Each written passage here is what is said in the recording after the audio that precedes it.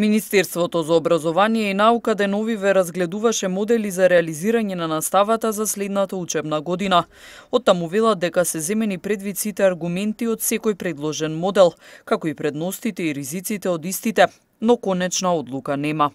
Продолжуваат консултациите на меѓуресорско ниво и во ниво на владата.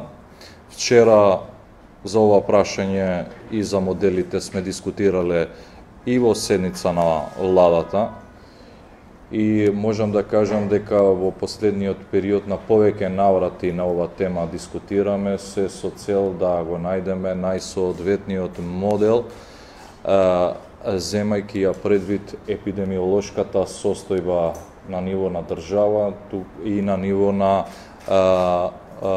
општините. Министерот Адем истакна дека Министерството нуди 3 модели. Првиот модел е организирање и реализирање на наставата со физичко присуство.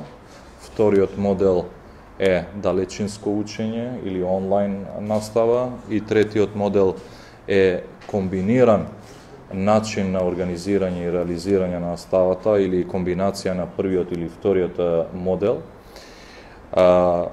Во МОН преовладува мислење дека треба да се организира настава со физичко присуство, но секогаш имајќи ја предвид епидемиолошката состојба и условите во училиштата.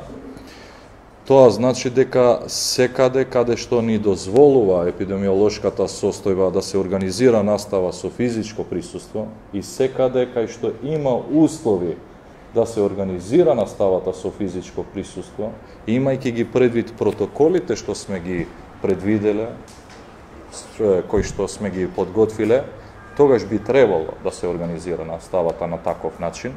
Нема замена за наставата со физичко присуство, додава Адеми, но сепак приоритет ќе биде здравието на учениците и сите вклучени во образовниот процес, потенцираше министерот.